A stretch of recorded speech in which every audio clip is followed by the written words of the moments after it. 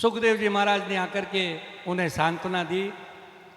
जब भागवत कथा का आयोजन किया जा रहा था उस समय देवताओं ने ला करके अमृत का कलसा, सूर्य जी कहते अमृत का कलसा देवताओं ने ला करके सुखदेव जी से कहा कि महाराज ये अमृत जो है ये परीक्षित को पिला दो ताकि ये मरेगा नहीं, और आप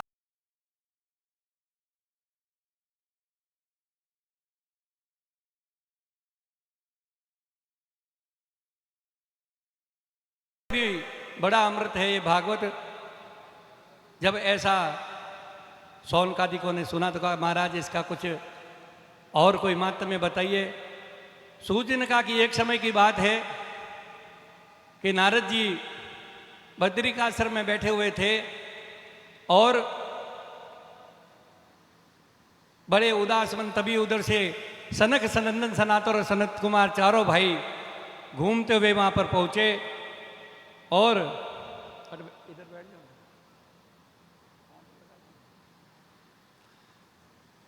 चारों भाइयों के आने से जब नारद जी ने उनको प्रणाम किया, सनकादिक ने कहा हे मुनि नारद, आप तो सब जगह घूमते फिरते, आज अपना मन उदास करके यहाँ पर कैसे बैठे हो? आप क्या सोच लग गया आपको? आप तो लोक कल्याण के लिए जगत में भ्रमण करते हैं, किस बात की चिंता है? तब नारद जी ने हाथ जोड़ करके बड़ी प्रसन्न मुद्रा से कहा महाराज बड़ा मेरा अहोभाग्य कि आप जैसे सनक सनंदन सनातन और सनत कुमार का दर्शन हमें प्राप्त हुआ। मैं आपसे क्या कहूँ मेरे दुख का कारण कि महाराज मैं ये सभी जगत में घूमता फिरता हूँ। अभी कुछ समय पहले मैं घूमता घामता हुआ वृंदावन में पहुंचा तो वहाँ एक बड़ा आश्चर्य मुझे दिखाई दिया कि एक वृक्ष के नीचे एक महासुंदरी स्त्री, युवा स्त्री बैठी हुई थी और उसके पास में 3 पुरुष, उसके 2 पुरुष उसके पास में अचेत से लेटे हुए थे। सब लोग भीड़ लगा करके देख रहे थे। मैं भी पहुंचा कि भाई क्या है, जहाँ भीड़ लगती सब कोई जाते हैं। मैं भी पहुंचा का देखा कि वो बड़ी उदास है, रो रही है। मैंने पूछा भाई देवी क्या हुआ, ये तुम कौन और ये दोनों कौन हैं? तब उसने कहा कि महाराज बड़ा अहोभाग्य है नारद जी आप पधारे और आपने मुझसे मेरे दुख का कारण पूछा। देखो मनुष्य को दुख जो है अपने प्रारब्ध से मिलता है, क्योंकि पूर्व जन्म में जैसे जैसे कर्म करता है उसी प्रकार से इस जन्म में उनको सुख दुख इत्यादि मिलते रहते हैं। तो अपने प्रारब्ध से मैं दुख भोगती हूँ। फिर भी मैं आपको अपना परिचय देती हूँ कि महाराज मैं भक्ति हूँ और मैं कलिंग देश में प्रकट हुई, गुजरात में आकर के मैं बूढ़ी हो गई और जब वृंदावन में आई तो मैं जवान हो गई पुनः। लेकिन ये 2 मेरे बेटे हैं, ये दोनों बेटे ज्ञान और वैराग्य, ये दोनों वृद्ध हैं। बड़ी लज्जा की बात है, माँ तो युवा हो और बेटे बूढ़े हो जावे। मैंने कई उपाय किए लेकिन ये ठीक नहीं होते। हे महाराज आप कुछ ऐसा उपाय कर दो जिससे ये युवा हो जावे, इनमें चेतना आ जावे, चल सके। देखो कलयुग है ना, ये सारे संकेतिक बातें हैं। कलयुग आने से ज्ञान और वैराग्य वृद्ध हो जाए, यानी उनकी निर्बलता हो जाती है।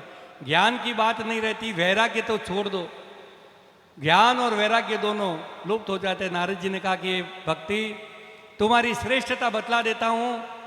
तुम तो बड़ी भगवान को प्रिय हुए भक्ति, जिसके हृदय में तुम रहती हो तो भगवान ठाकुर जी चाहे वो नीच जाति का हो तो भी उसके घर में पधारते, उसके पास आते हैं। ऐसा तुम्हारा माध्यम है। चाहे कैसा भी पापी से पापी जीव हो, लेकिन जिसके मन में भक्ति तुम रहती हो तो अवश्य सब लोगों के ऊपर पाव रख करके वैकुंठ को प्राप्त कर लेता है। ऐसा तुम्हारा माध्यम है भक्ति। जहाँ तुम रहती हो वहाँ किसी से पापाचरण नहीं होता। जिसके हृदय में भक्ति है समझो साक्षात ठाकुर जी उसके साथ में रहते, उसकी सेवा में रहते हैं। ऐसा तुम्हारा माध्यम है। यह सुना तो भक्तिन का महाराज आप बड़े दयालु, आप तो भक्त शिरोमणि हैं, कृपा करके मेरे पुत्रों का मेरा ये दुख दूर कीजिए, मेरे पुत्रों को जगाइए। नारद जी सनकादिकों से कहते हैं महाराज हमने बहुत उपाय किया, सोचा भाई ज्ञान और वैराग्य कैसे जागेंगे कि वेद के पाठ करें। वेद का पाठ, उपनिषदों का पाठ जब किया लेकिन फिर भी ज्ञान और वैराग्य जागे नहीं। बहुत कीर्तन किया लेकिन वो जागे नहीं। नाम लिया, भगवान का नाम लिया लेकिन ज्ञान और वैराग्य को चेतना नहीं हुई। थोड़ा सा हिले जरूर वेद पाठ करने से, लेकिन उठने की सामर्थ्य उनमें नहीं आई। तब आकाशवाणी हुई कि नारद जी ये ऐसे नहीं जागेंगे, इनको जगाने के लिए साधु खोजो और सत्संग से जागेंगे।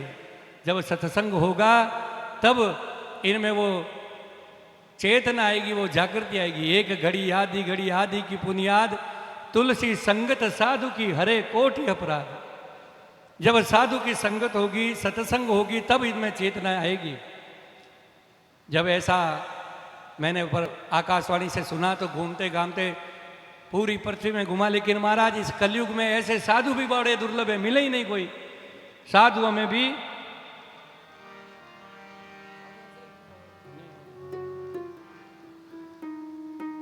ऐसे कोई दुर्लभ संत जो ज्ञानी, जो ज्ञान और वैराग्य को, मैं तो परीक्षा लेता हूँ, साधु की वर्णी में रहने वाला, साधु की वृत्ति में रहने वाला साधु हो तो उनको जगावे।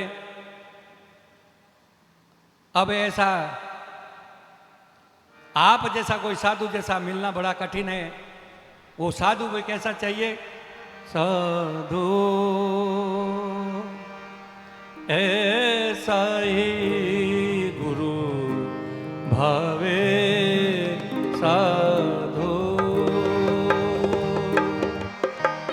ऐसा ही गुरु भावे, साधु साधु ऐसा ही गुरु भावे, साधु। राग रंग का भर भर प्याला पीवे और पिलावे, साधु साधु ऐसा ही गुरु भावे, साधु साधु। राग रंग का भर भर प्याला पीवे और पिलावे, साधु साधु ऐसा ही गुरु भावे, साधु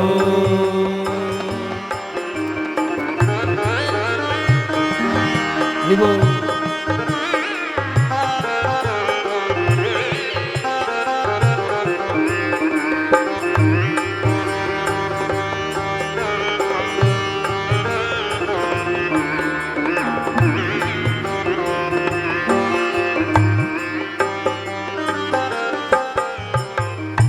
नाद छुपा तन में लय मन में, नाद छुपा तन में मनी में, कोई बता ना पावे।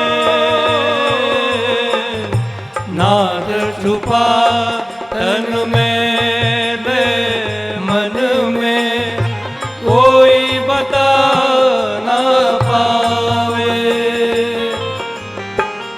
चांद सूरज का लोचन गुरु का, चांद सूरज सा लोचन गुरु का, देखे और दिखावे, साधु साधु ऐसा ही गुरु भावे, साधु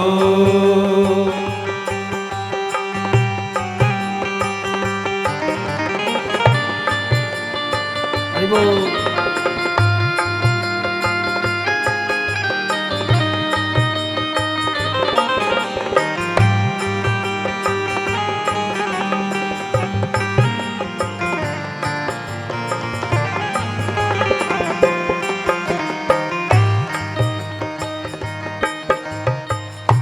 परमहंस गुरु हंस रूप जब, परमहंस गुरु हंस रूप जब, हृदय बीच विराजे।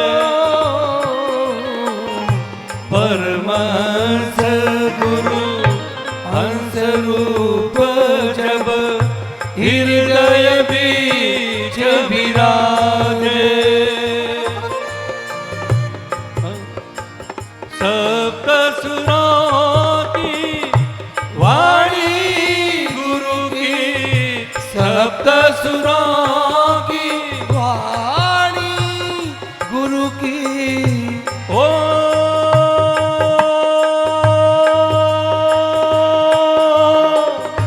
सप्त सुरों की वाणी गुरु की, ओमकार धुन गावे साधु साधु, ऐसा ही गुरु भावे साधु साधु, ऐसा ही गुरु भावे साधु। राग रंग का भर भर प्याला पीवे और पिलावे साधु साधु, ऐसा ही गुरु भावे साधु साधु, ऐसा ही गुरु, ऐसा ही गुरु ऐसा ही भावे साधु। नारद जी ने कहा महाराज आप, अब आप जैसा संत, आप जैसे गुरु, आप संत चतुष्सन हैं, सनक सनंदन सनातन सनत कुमार भगवान के साक्षात अवतार, और हर समय हरि भजन करने में लीन है। आप जैसा साधु चल करके वहाँ अगर सत्संग करे तो जरूर ज्ञान और वैराग्य का चेतना आवेगी और भक्ति का दुख छूट जाएगा। तब सनकादिकों ने कहा है नारद जी आपने लोक कल्याण की बात की, इसलिए आप जाइए, हम श्रीमद् भागवत सप्ताह सुनावेंगे। श्रीमद् भागवत सप्ताह सुनने से उनका भक्ति का दुख छूट जाएगा, ज्ञान और वैराग्य को भी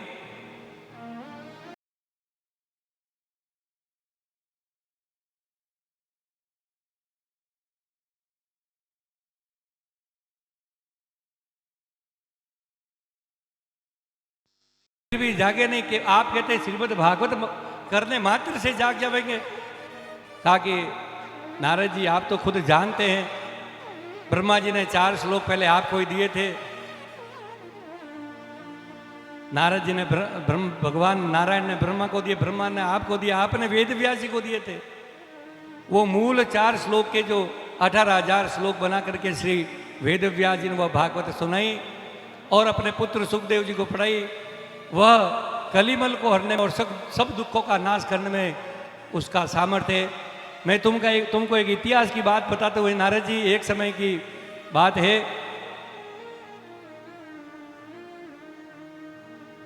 एक समय एक नगर में आत्मदेव नाम का ब्राह्मण रहता था। बड़ा वेद पाठी, सत्संग करने वाला, हरिभजन करने वाला वह ब्राह्मण था। उसकी स्त्री का नाम धुंधली था। सब तरह के सुख थे आत्मदेव को, लेकिन एक ही दुख था, उनके संतान नहीं होती थी। कई प्रकार के उपाय किए, यज्ञ किए, दान किए, लेकिन संतान उनके हुई नहीं। तो मन में ऐसा विचार करता था कि देखो मैं कैसा अभागा हूं कि मेरे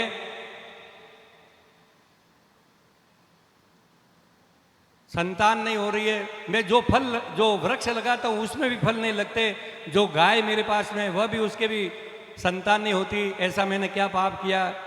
कई उपाय किए, लेकिन आत्मदेव के संतान नहीं हुई। तो एक दिन आत्मदेव ने विचार किया, संतानहीन होने से तो मर जाना अच्छा है। ऐसा विचार करके वन में चला गया आत्मदेव।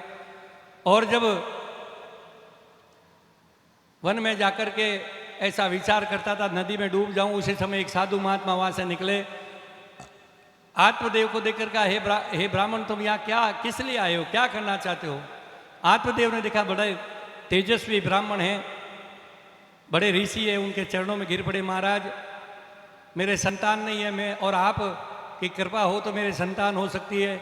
उन ऋषि, उन महात्मा ने ध्यान लगा करके देखा कि हे आत्मदेव, इस जन्म में तेरे को संतान का सुख नहीं है, तू कहे तो ऐसा मंत्र बता दूं जैसे तेरे को ज्ञान हो जाए, मोक्ष को प्राप्त करिए। शरीर जो लिया है मनुष्य देह, ये मुक्ति के सिवा और कुछ काम का नहीं है, ऐसा कहा। लेकिन कहा कि महाराज, भूखे को भोजन चाहिए और कुछ चीज़ें अच्छी नहीं लगती, अगर आप मेरे को संतान नहीं दे सकते तो मैं अभी जाकर के इस नदी में अपने प्राण त्याग देता हूँ, तुंगभद्रा नदी में अभी मैं अपना शरीर छोड़ दूंगा।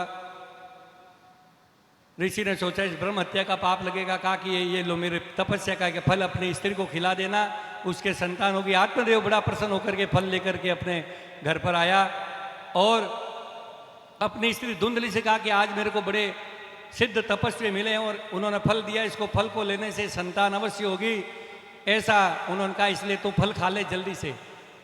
धुंधली बड़ी कर्कशा थी, अधर्मिणी थी, मन में विचार किया कि ये न मालूम कहाँ से फल उठा करके ले, वैसे तो संतान होती नहीं, क्या मालूम खाने से हो जावे तो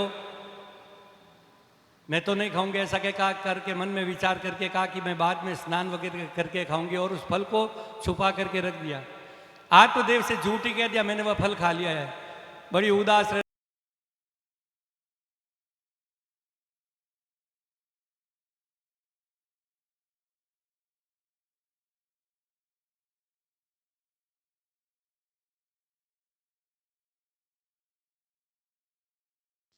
2 मास का गर्भ है, अपने पति से छुपा करके रख लो, कुछ पैसा मोल देकर के मेरे से संतान लेना, क्योंकि वो तो पैसे वाली थी आत्मदेव की पत्नी तो, और उसकी बहन गरीब थी। पैसे के मोल से मेरा बेटा ले लेना और तुम्हारा भी काम हो जाएगा, मेरा भी काम हो जाएगा, तो बड़ी अच्छी बात है। ऐसा कह करके अपनी बहन को अपने पति से छुपा करके रखा। और बहन ने कहा कि ये फल की परीक्षा करनी है तो गाय को खिला दो, अपने को क्या। तो गाय को खिला दिया, वह फल महात्मा का दिया हुआ। पेट पे कपड़ा बांध करके ऐसा करने लगी कि हाँ मेरे को संतान होने वाली। तो आत्मदेव बड़ा प्रसन्न लगा। जब बहन के 9वें मास में पुत्र उत्पन्न हुआ तो उसने ला करके धुंधली को दे दिया, आत्मदेव की पत्नी को, और उसने भी जाकर के अपने पति से कहलवा दिया कि पुत्र हुआ। तो बड़ा आनंदित हुआ आत्मदेव, वो मेरे संतान हो गई, बड़ा आनंद मनाया, गरीबों को दान दिया, कई प्रकार के उत्सव किए और उसका नाम रखा धुंधकारी नाम रखा। कुछ महीनों के उपरांत उस गाय को भी फल खिलाया था, उस ऋषि का दिया हुआ प्रसाद था। तो गाय के भी एक मनुष्य के बालक जैसा बालक उत्पन्न हुआ, लेकिन उसके कान गाय के जैसे थे, बाकी सारा शरीर मनुष्य जैसा, केवल गाय के कान जो गाय जैसे थे। तो कहा कि भाई देखो बड़ा कितना संयोग अच्छा हुआ, पहले तो इस गाय के भी बच्चा नहीं होता, तो आज अद्भुत बच्चा हुआ है। क्या हुआ? मनुष्य के रूप का बालक, लेकिन कान गाय के, तो इसका नाम गोकर्ण रखो। बड़ा उनका भी संस्कार किया, अपने पुत्र के समान गोकर्ण और धुंधकारी दोनों का पालन करने लगा।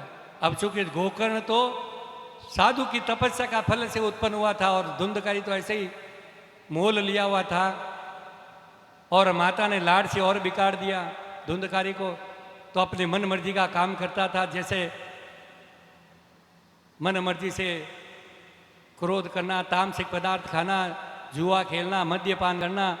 आत्मदेव ने बहुत समझाया, करे तो ये लोगों से लड़ना झगड़ना, ये पापाचार करना बंद कर, धर्म का काम किया कर।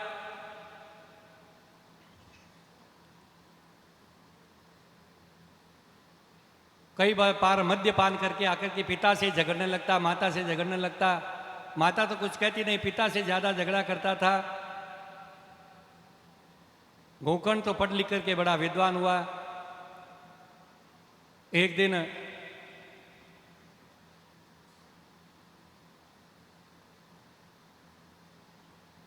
आत्मदेव बड़े दुखी हो गए तो गोकर्ण आकर के समझा, हे पिता क्यों आप अपना समय अकारत खोते हो। इस जगत में कोई पिता पुत्र बंधु भाई बंधु नहीं है, सब नाम मात्र के रिश्ते हैं, इसलिए आपको हरिभजन करना चाहिए। गोकर्ण कहने से आत्मदेव वन में जाकर हरिभजन करके मुक्त हुए। अब जब पिता चले गए तो धुंधकारी और दुष्ट हो गया।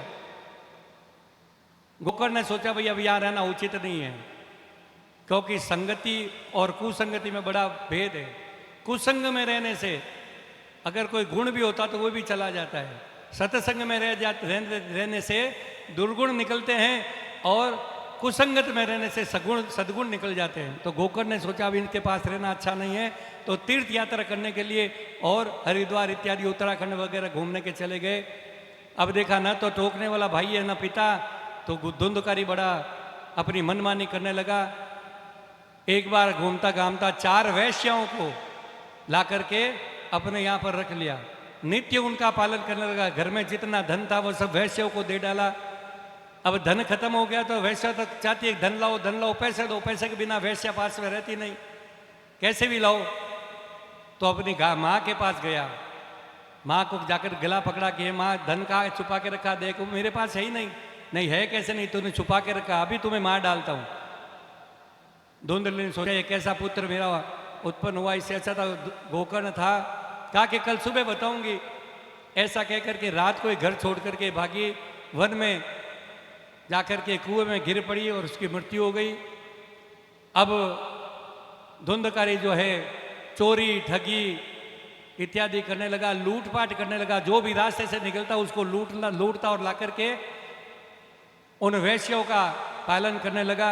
एक समय वैश्यों ने ऐसा विचार किया कि देखो ये धुंधकारी जो है रोज लूटपाट कर करके पैसा किसी को लूटता है, किसी को मारता है, डकैती डालता है, कभी पुलिस के या राजदूतों के हाथे लग गया तो इनके साथ हम सब भी मारी जाएगी। बहुत सारा हमारे पास पैसा इकट्ठा हो गया, अब ये बूढ़ा भी हो गया, इसकी सामर्थ्य भी नहीं है, इसको छोड़ देना चाहिए।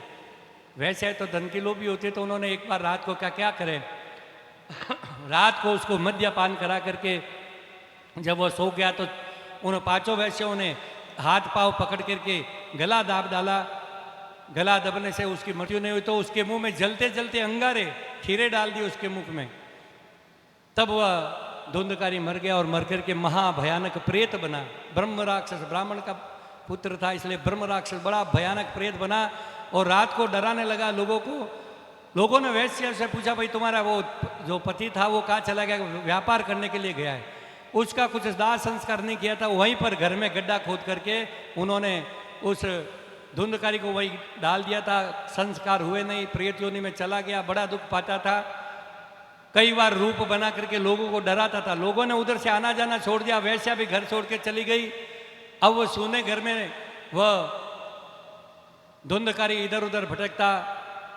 यह सूचना जब गोकर्ण जी को मालूम हुई कि मेरा भाई की शायद मृत्यु हो गई है, तो गोकर्ण जी जिस तीर्थ में जाते वहीं पर उसके नाम का पिंडदान कर देते थे कि भाई ताकि उसकी आत्मा को शांति हो जाए, कि उसका कुछ क्रियाकर्म का कुछ पता नहीं है तो उनको शांति हो जाए। एक बार गया जी में गए, कहते गया श्राद्ध करने पर मुक्ति हो जाती है, तो वहाँ बड़े विधि विधान से गया श्राद्ध किया और वहाँ से कहा कि अब कोई वहाँ घर में रहने वाला नहीं, अब बहुत घूमते रहे, अब अपने गांव को जाना चाहिए। देशाटन किया, तीर्थाटन किया, अब अपने गांव के अपने लोगों का उद्धार करेंगे, सत्संग करेंगे, भजन करेंगे। तो अपने घर पे आए, आकर के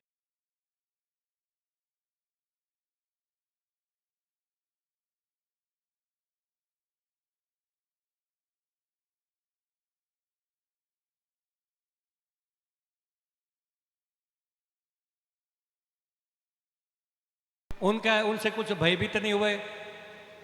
ऐसा पूछा कि भाई तुम कौन हो और इस योनि में कैसे हो, बोलते क्यों नहीं हो? तो बड़ा रुदन करने लगा, क्योंकि उनका गला दबा करके मारा था तो बोल नहीं पाता था, इसलिए रोने लगा। तो गोकर्ण जी ने जल हाथ में लेकर के अभिमंत्रित करके जैसे ही धुंधकारी रूपी प्रेत रूपी धुंधकारी के ऊपर जैसे ही डाला, वैसे ही उसमें बोलने की सामर्थ्य आ गई। हाथ जोड़ करके आए, महाराज मैं आपका भाई धुंधकारी हूँ, मैंने बड़ा भारी पाप किया है जो इस प्रेत योनि को प्राप्त हो गया। मेरे को हवा के सिवा कुछ खा पी नहीं सकता, कुछ नहीं मिलता, भूखा प्यासा भटकता हूँ, आप मेरी मुक्ति का उपाय कीजिए। कहा कि गोकर्ण जी ने कहा, हे धुंधकारी, मैंने तेरे लिए हर तीर्थ में, हर क्षेत्र में तेरे लिए पिंडदान किए, दान किए, गया श्राद्ध तक तुम्हारा किया, फिर भी तुम्हारी मुक्ति नहीं हुई। कि महाराज मैंने ऐसे घोर पाप किए हैं कि 1000 गया श्राद्ध करने पर भी मेरी मुक्ति नहीं होगी, आप कुछ अन्य उपाय कीजिए। कहा कि अभी तो शांत हो जाओ, प्रातः काल पता करेंगे। प्रातः काल में बिठा करके सब लोगों से पूछा तो किसी ने कहा भाई ऐसा तो कोई उपाय हो नहीं सकता, आपने तो सारे उपाय किए। तब उन्होंने सूर्य देवता का आह्वान किया गोकर्ण जी ने। देखो तपस्वी लोग अपने तप से देवताओं को भी बुला लेते हैं। सूर्य देवता के आने से निवेदन किया, महाराज मेरा भाई बड़ी प्रेत योनि में, इसका उद्धार कैसे हो। सूर्य ज्ञान के देवता हैं, क्योंकि हनुमान जी के बारे में कहते हैं हनुमान जी गए उनको निगलने के लिए नहीं गए, ज्ञान लेने के लिए गए थे। सूर्य ज्ञान को देने वाला, क्यों नाम है भास्कर, भा कहते हैं ज्ञान को, वो ज्ञान को देने वाले। तो उन्होंने कहा कि भाई देखो और कोई उपाय नहीं है सिवाय श्रीमद् भागवत सप्ताह के, जो कि सुखदेव जी ने परीक्षित को सुनाई थी, वही इनको सुनाओगे तब इनकी मुक्ति होगी, ने अन्यथा कोई उपाय नहीं है। जब ऐसा बात सुनी तो उसी समय गोकर्ण जी ने पूरे नगर में मुनादी पिटवा दी कि भाई हम भागवत सप्ताह करना जा रहे हैं, जो कोई भी सुनने के लिए आवे जरूर आवे। और एक उत्तम दिन भाद्रपद नवमी, जिस दिन वैशाख शुद्ध नवमी को इन्होंने धुंधकारी को सुनाई थी गोकर्ण जी ने। भाद्रपदी को तो सुखदेव जी ने परीक्षित को सुनाई थी। वैशाख मास में इन्होंने एक कथा का आयोजन किया और सब गांव वाले आकर के वहां पर इकट्ठे हुए। धुंधकारी को कोई जगह नहीं मिली बैठने की, तो एक लंबा सा 7 गांठ का एक बांस था, उसमें हवा, जो हवा था हवा रूप में इधर उधर भटकता था, इसलिए कहा हवा कहाँ रुकेगी, तो एक खोखले बांस में जाकर के वह बैठ गया हवा रूप में और कथा सुनने लगा। जैसे ही पहले दिन की कथा शाम को पूर्ण हुई, उसी समय बांस की एक गांठ फटी। सबने बड़ा आश्चर्य किया, भाई कोई इतने तेज आवाज कहाँ से आई कि बांस की गांठ फटी। इसी प्रकार 7 दिन बराबर जैसे ही कथा संपूर्ण हुई, हर दिन एक एक गांठ खुलती गई और 7वें दिन उसमें से एक दिव्य रूप धारण करके, देव रूप धारण करके धुंधकारी प्रकट हुआ। हाथ जोड़ करके गोकर्ण से कहा, महाराज आपने बड़ा उत्तम ये भागवत रूपी अमृत मुझे पिला करके मेरे सारे पापों का आपने नाश कर डाला है। अब मैं दिव्य विमान पर बैठकर वैकुंठ को जाऊंगा।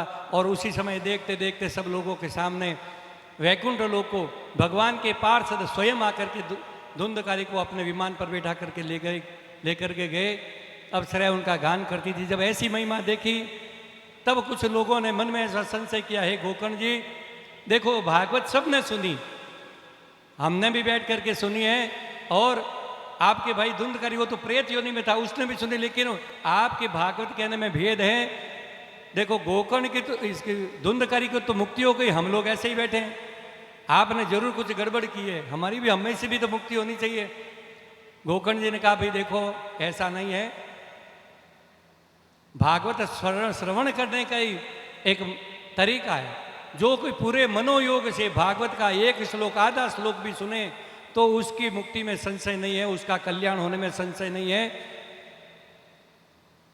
उसने अपनी मुक्ति की कामना से पूरा मनोयोग लगा करके भागवत सुनी थी, इसलिए उसकी मुक्ति हुई। तब उन्होंने कहा महाराज एक भागवत और करिए। जब दूसरी भागवत फिर गोकर्ण जी ने की, उस समय जितने सुनने वाले श्रोता मन से सुनने वाले थे सबके लिए विमान आए।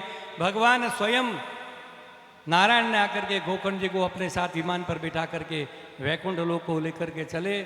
ये भागवत की कथा है। जब सनक सनंदन सनातन सनत कुमार ने नारद जी से कहा, नारद जी ने कहा महाराज इसका आपने माते में बताया इसकी विधि क्या है, कि देखो जब कोई अच्छे वक्ता मिल जावे तो उसी समय भागवत करनी चाहिए, मुहूर्त पूछने की जरूरत नहीं। लेकिन फिर भी वैशाख इत्यादि मास है, अगहन मास है, कार्तिक मास है, ऐसी ऐसी समय में मुहूर्त पूछ करके भागवत करनी चाहिए। उसके पश्चात पूर्व पहले जल यात्रा करे, पहले दिन गणपति का